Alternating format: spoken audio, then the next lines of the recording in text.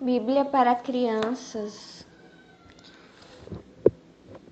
Hoje é 2 de outubro de 2025, uma quinta-feira à noite. Tudo bem? Eu sou Melissa, sou cristã, uma pensadora neurodivergente, leitora também. Esse livrinho eu tenho lido para minha filha e nós terminamos de ler já.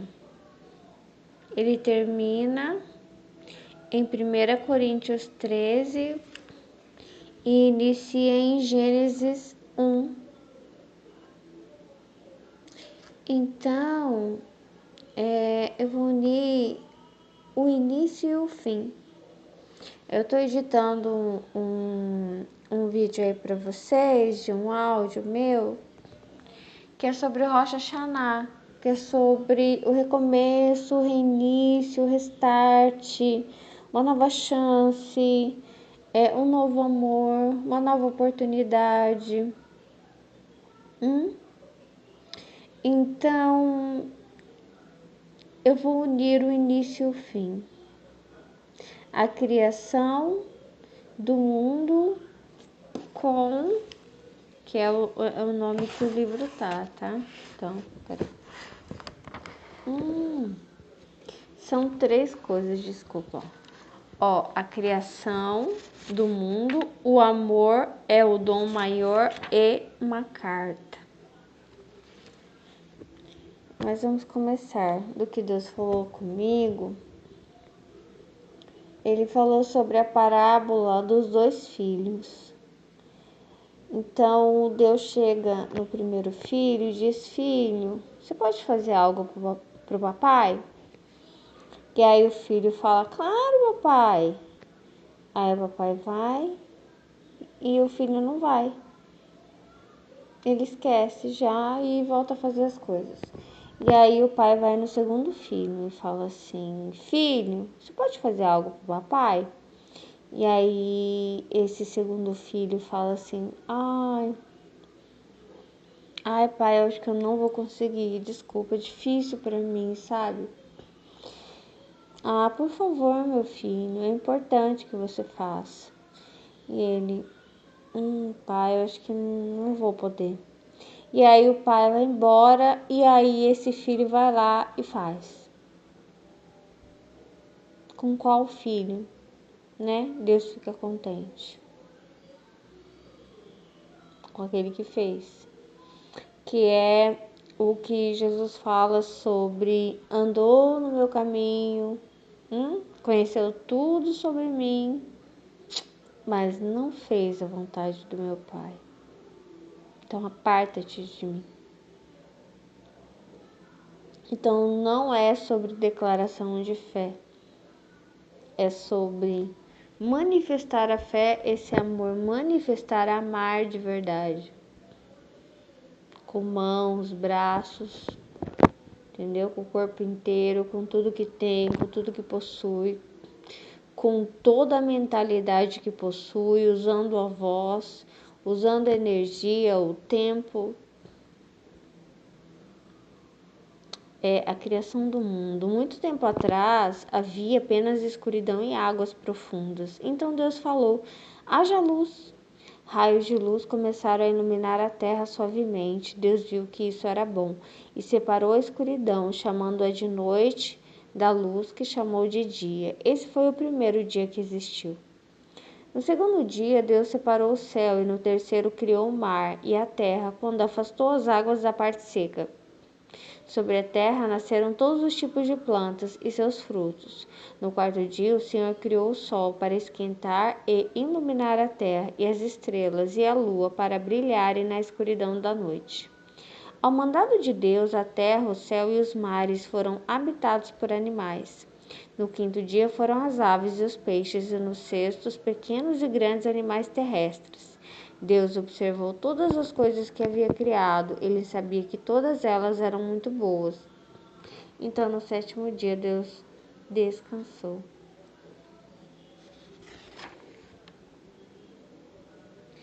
Deus criou o homem e a mulher. Deus criou o mundo e tudo que há nele, apenas com o poder da sua palavra. Foi então que ele pegou um pouco de barro e com suas mãos modelou o homem com cuidado e carinho, de acordo com a sua própria aparência. Depois que o homem já estava formado, o Senhor soprou suavemente em suas narinas e lhe deu vida. Depois plantou um lindo jardim chamado Éden para o homem viver. No jardim do Éden, Adão deu nome a todos os animais. Mas Adão estava sozinho, então Deus lhe deu um sono profundo e tirou uma das costelas dele. Com ela, Deus criou uma mulher, Eva, uma companheira para Adão, e os dois passaram a viver em harmonia no jardim do Éden. Aí, vou unir o início ao fim, né? O amor. O amor é o dom maior. Deus ensina a todas as pessoas que o amor e principal mandamento é o amor. 1 Coríntios 13, né? De 1 a 13. Ainda que as pessoas falem muitas línguas, sem amor, isso não vale nada. Isso tem a ver com a criação, tem a ver com o início. Isso tem a ver com os 2 filhos. Nós temos 2 filhos. Nós temos o filho que declara fé, que diz, não, papai, eu faço.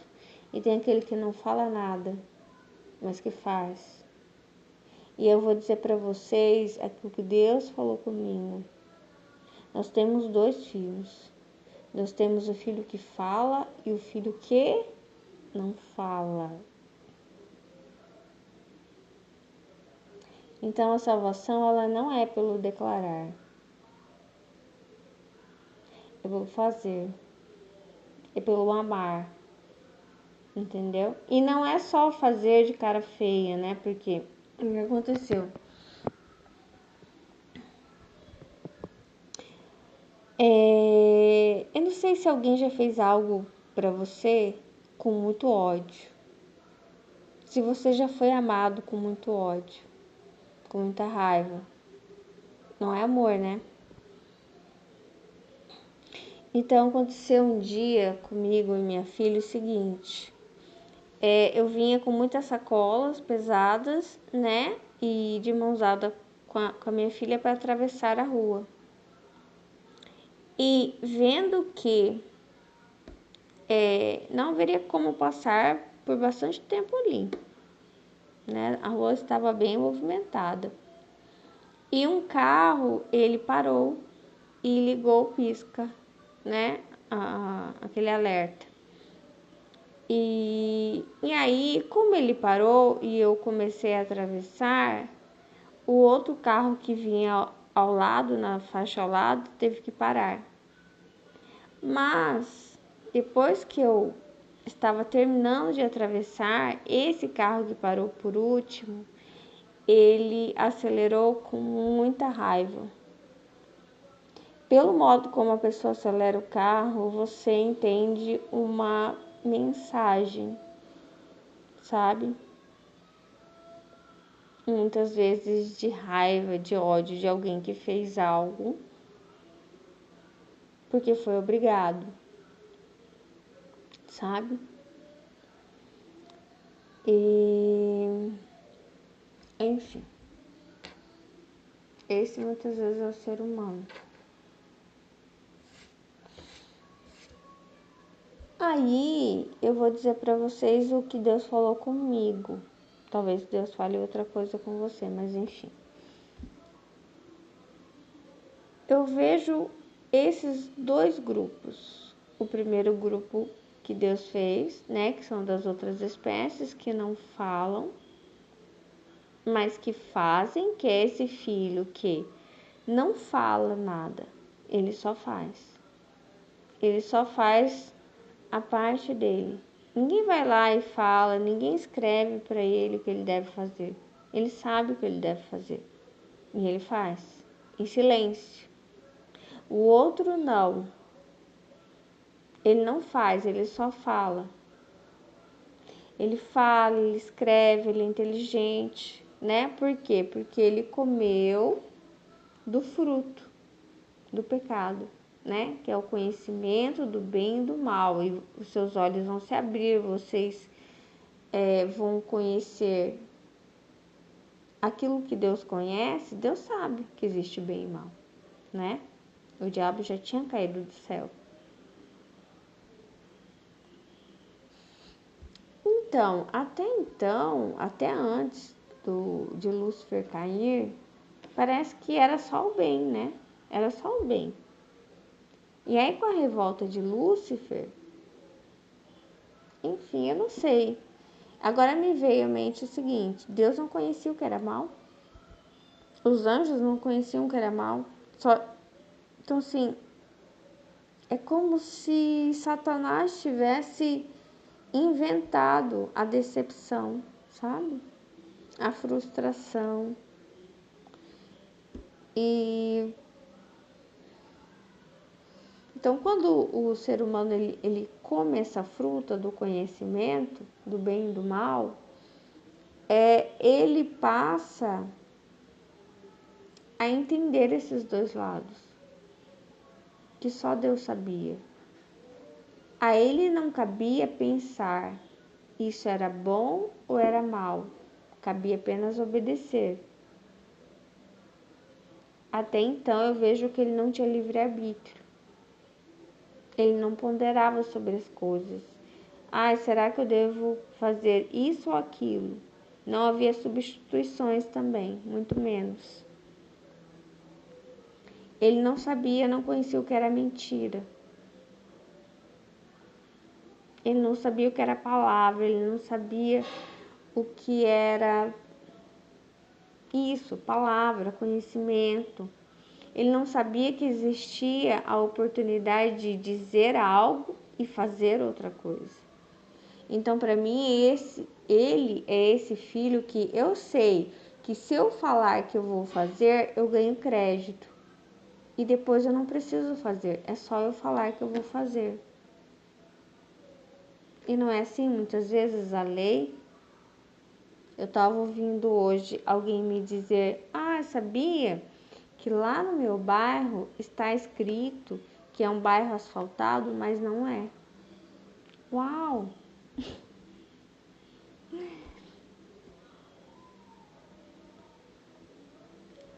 Enfim. E aí eu vejo esse ser humano, né? E aqui é interessante que ele termina no amor, porque é aquilo que o ser humano precisa desenvolver.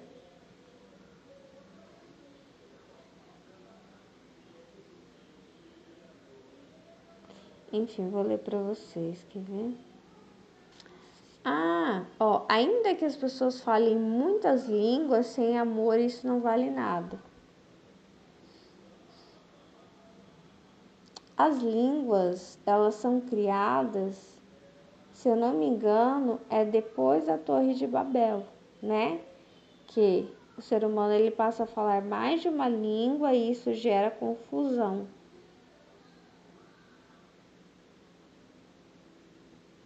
O ser humano ele sempre vê o conhecimento, as muitas línguas, como uma comprovação de avanço e inteligência. Não é o que Deus tem falado para mim. Deus tem falado para mim que a palavra ela é retrocesso, ela é arcaica. É como se fosse um impeditivo do amor, né? E ele sempre está mostrando de novo a mulher no meio da cidade para ser apedrejada. Havia uma palavra a ser cumprida. E essa palavra, ela impediu o amor, porque as pessoas estavam tão apegadas a essa palavra que elas não viam a vida diante delas.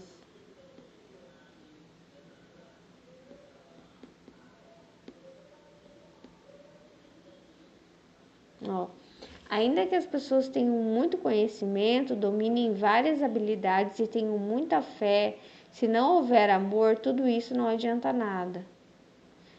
Por que não adianta ter fé sem amor? Porque fé é o poder de acreditar, mas acreditar no quê? Essa fé pode ser acreditar no mal. Quando eles acreditavam no apedrejamento, nessa parte da lei de Moisés, eles estavam acreditando no mal. Eles tinham fé, tanta fé que para eles a pedra era um instrumento do cumprimento da vontade de Deus. Eles não viam maldade naquilo. Pelo contrário, eles viam maldade no fato do pecador continuar vivo. Então eles achavam que o pecador tinha que morrer mesmo. Então eles tinham muita fé, mas não tinham nada de amor. Eles tinham fé na crueldade. Entendeu?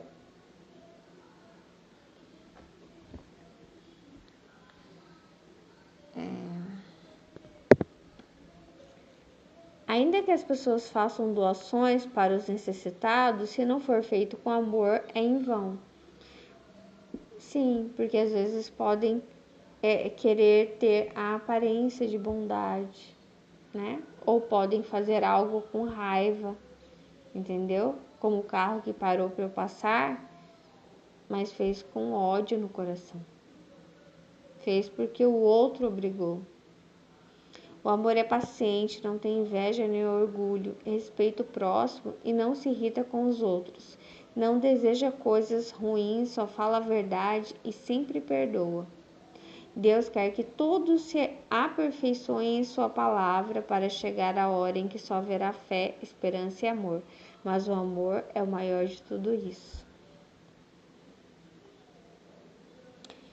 Então, eu estava pensando o seguinte, lá no céu não tem regras, não tem cobranças, não tem alguém, entende? Que aqui, por exemplo, se a gente fosse pensar, não tem um Estado, não tem alguém que cobre, não tem uma polícia, uma justiça, seria chamado de anarquia, né? Só que olha só, que estranho, lá no céu é essa anarquia. Mas é claro que anarquia parece uma palavra que remete à bagunça, né? Porque é muito solto, é muito aberto. Só que parece que essa lei é interna lá no céu. As pessoas sabem o que elas devem fazer e o que elas não devem fazer. E uma não precisa cobrar da outra. Ninguém diz para a outra não minta. Elas sabem, elas simplesmente não mentem.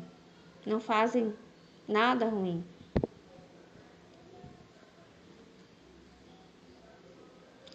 E isso se assemelha muito.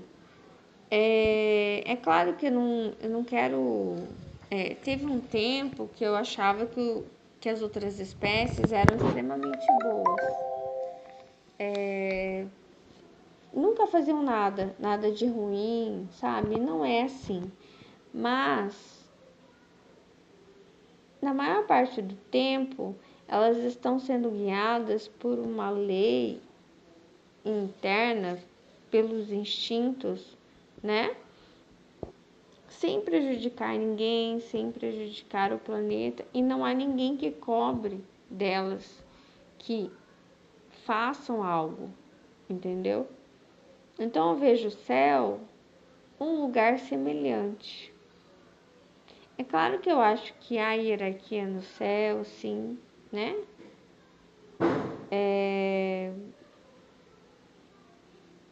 Enfim, Deus, Jesus, os anjos,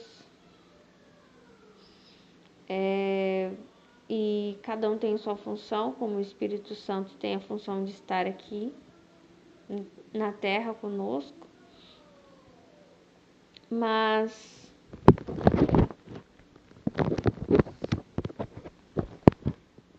é como se o principal já foi feito. O que é o principal que já foi feito? As pessoas já foram peneiradas. As pessoas que estão ali, elas são excelentes. Pela a composição delas. Eu não sei se é matemática, se é física, se é química, eu acredito mais que é química. Que Deus sempre tem me falado do pão, do pãozinho. Então a gente vai se tornando, a nossa composição química vai mudando, aquilo que a gente vai se tornando espiritualmente, mas esse espiritualmente, para mim que é físico também, sabe? Só que é uma outra composição, esse corpo perfeito.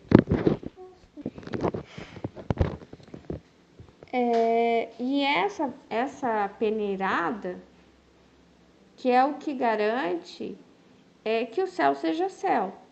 Porque se entra qualquer um ali, imagina, que logo logo foi o que Deus me falou algum tempo atrás. Logo logo o céu já não é mais céu, já é uma terra e daqui a pouco já é o próprio inferno. Então o que garante que o céu seja céu? Entrada VIP, né? Não é qualquer um que entra ali não. Entendeu? Então é a composição química das pessoas que estão ali. Que são pessoas que você não pressiona para que elas sejam boas. Elas são boas. Talvez eu não sei, é como se tivesse que chegar um ponto da sua massa química que você não consegue fazer outra coisa senão o bem, senão amar.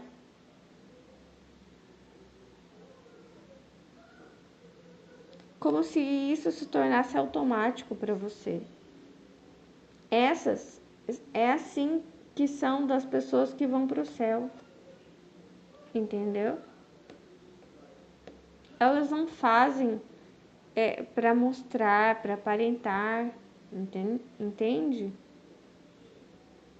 Não há aparência de bondade, há bondade, há amor.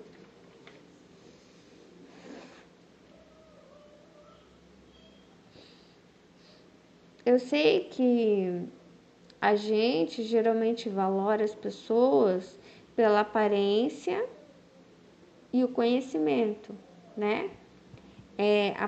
Aparência de beleza, de riqueza, né?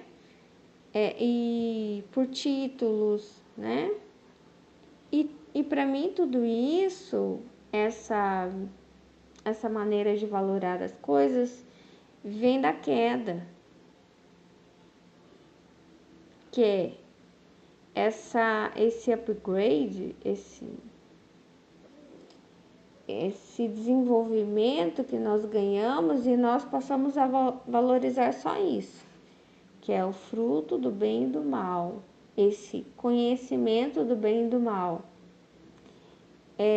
Não sei se tem uma expressão que fala, você está acima do bem e do mal. É isso que a gente valora. Mas o que Deus valora é o que vem antes da mordida, né? Nesse fruto do conhecimento do bem e do mal. Então não é aquilo que é falado, não é aquilo que é escrito, né? É aquilo que vai transformar a sua composição química. Ou seja, para mim é cada oportunidade que você tem diante de cada pessoa, diante de cada animal, enfim, cada situação da sua vida. E são situações pequenas, você pode ter mais de uma situação de manhã, mais de uma situação à tarde, mais de uma situação à noite, pode ter uma situação de madrugada. Então a vida vai apresentando situações na qual você tem que desenvolver esse amor, que vai mudando, a meu ver, a sua composição química. Essas oportunidades é o que outro dia Deus falou para mim sobre a madeira que a mão usou para construir a forca para o Mordecai, o tio da Esther. Entendeu? E aí Deus me mostrou, estou dando nova madeira a Amã e agora eu quero ver o que ele vai fazer. Ele não vai mais construir uma forca. tenho certeza que a partir de agora ele vai começar a construir outras coisas. Ah, do que Mordecai está precisando? Não vai mais construir uma forca, porque aquilo que servir para o outro, quem vai usar é ele mesmo, entendeu? Então é isso. Aquilo que a oportunidade que você tem de fazer para o outro, vai mudar a sua composição química. É você que vai usar.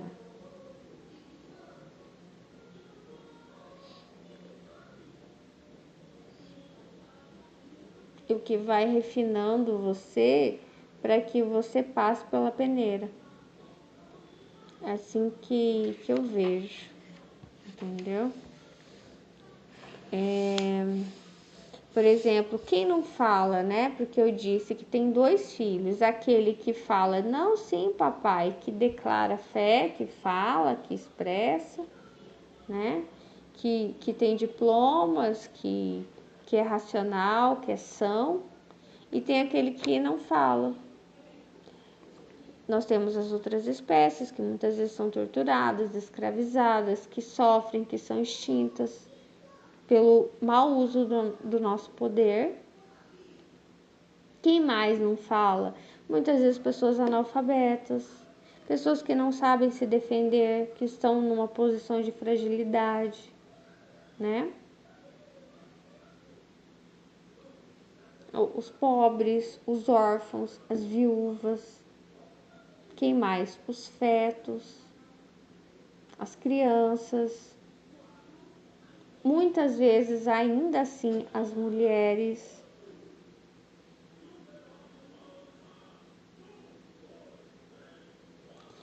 Ó, e daí no final tem uma carta, ó. Escreva uma carta para Deus, falando sobre os seus sentimentos em relação às histórias que acabou de ler, ou em relação à sua história, me veio à mente. Escreva uma carta para Deus falando sobre os seus sentimentos em relação à sua história de vida, até aqui.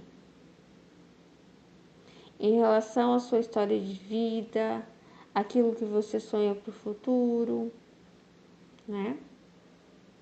Em relação ao fato dele ter criado você, em relação a essas oportunidades de amar as pessoas, perguntando para Deus ou falando a Deus o que ele quer de você, o que ele pede a você que você faça.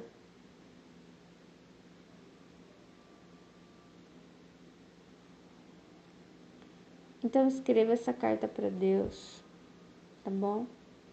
E aí, já que ele fala, ó, que tem várias histórias, e tem várias histórias mesmo, escolha uma, fala, ó, Deus, essa história é que mais identifica a minha vida. Qual história? A história de José, a história de Jacó, né?